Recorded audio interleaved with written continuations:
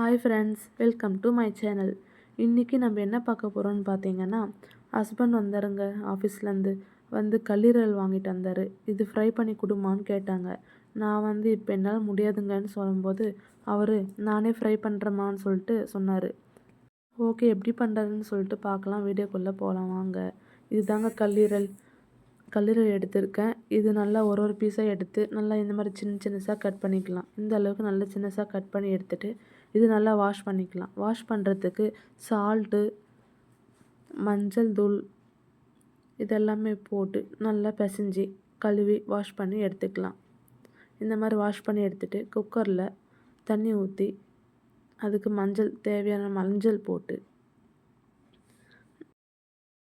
மூடி போட்டு விசில் போட்டு நல்லா வேக வச்சு எடுத்துக்கலாங்க. நல்லா ஒரு 4 விசில் வச்சு எடுத்துக்கலாம். அதுக்கு தேவையான பொருட்கள் பார்க்கலாம். தக்காளி, வெங்காயம், இஞ்சி பூண்டு பேஸ்ட்டு எல்லாமே இருக்குது. இது கட் பண்ணி எடுத்துக்கலாம். வெங்காயம், கருவேப்பிலை, தக்காளி எல்லாமே கட் பண்ணி எடுத்துக்கணும். இப்போ தாளிச்சிடலாம் வாங்க. அடுப்பு ஆன் பண்ணி கடாய் வச்சுட்டு அதில் சூடு ஏறினோடனே எண்ணெய் ஊற்றிக்கலாம்.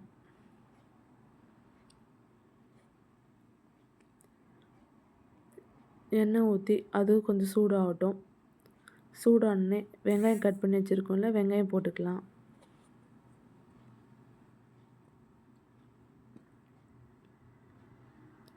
வெங்காயம் போட்டு நல்லா வதக்கி விடுங்க. இந்த அளவுக்கு நல்லா வதங்கட்டும். நல்லா வதங்கினோன்னே இஞ்சி பூண்டு பேஸ்ட்டு போட்டுக்கலாம். நல்லா ஒரு 2 ஸ்பூன் இஞ்சி பூண்டு பேஸ்ட்டு போட்டிருக்கேன். அது நல்லா கலக்கி விடுங்க. இந்த அளவுக்கு நல்லா கலக்கி விடுங்க. விசில் இறக்கி விட்டாச்சு.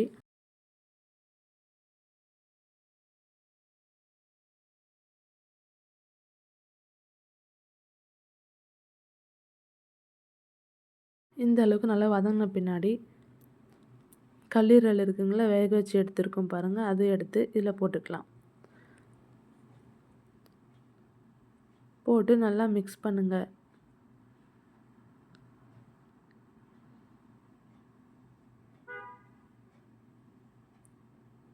இந்த அளவுக்கு நல்லா மிக்ஸ் பண்ணிகிட்டே இருங்க. இப்போ மஞ்சள் பொடி போட்டுக்கலாம். தேவையான அளவு கொஞ்சம் உப்பு போட்டுக்கலாம்.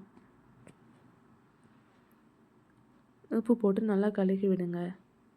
இப்போ நான் பட்டை, கிராம்பு, ஏலக்காய்லாம் பொடி பண்ணி வச்சுருக்கேங்க. அது ஒரு 1/4 ஸ்பூன் போட்டிருக்கேன். அது வதங்கினோடனே தக்காளி இருக்குங்களா, தக்காளி போட்டு வதக்கிடலாம்.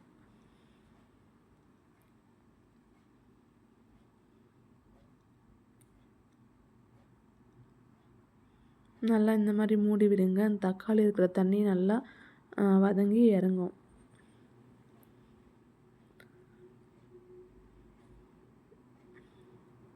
கொஞ்ச நேரம் அப்படியே வச்சு நல்லா அப்புறம் கலக்கி விடுங்க. இந்த மாதிரி நல்லா வதங்கி வரும். அப்படி உங்களுக்கு அடியில் தீ பிடிச்சிச்சின்னா கொஞ்சமாக தண்ணி ஊற்றி நல்லா கதக்கி விடுங்க.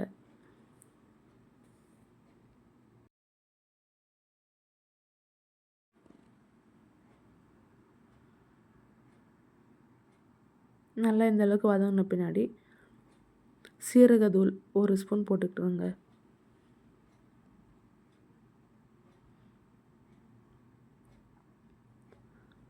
பச்சை மிளகா, கருவேப்பிலை இதுவும் போட்டு நல்லா வதக்கி விடுங்க. கொஞ்சமாக தண்ணி ஊற்றி நல்லா கலக்கி விடுங்க. இல்லைன்னா கொஞ்சம் லைட்டாக கிரேவி டைப்பில் வருங்க. நல்லா இந்த அளவுக்கு நல்லா வதக்கி விடுங்க. இப்போ தனியாத்தூள் ஒரு 1/2 ஸ்பூன் எடுத்து போட்டுக்கோங்க. சில்லி பவுட்ரு போட்டுக்கலாம். நான் ஒரு 1/2 ஸ்பூன் போட்டிருக்கேன். சில்லி பவுட்ரு எங்களுது ரொம்ப காரமாக இருக்குங்க. அதனால நான் 1/2 ஸ்பூன் போட்டிருக்கேன். ஆல்ரெடி பச்சை மிளகா வேறு போட்டிருக்கோங்கள்ல, நல்லா கலக்கி விடுங்க. இப்போ இந்த அளவுக்கு நல்லா எண்ணெய் பிரிஞ்சு வரும். அதுக்கப்புறம் பெப்பர் நல்லா மலைச்சாரல் மாதிரி தூவி போட்டுக்கோங்க. கொத்தமல்லி இருந்தால் நல்லா கட் பண்ணி போட்டுக்கோங்க. அவ்வளோதாங்க, ரெடி ஆயிடுச்சு.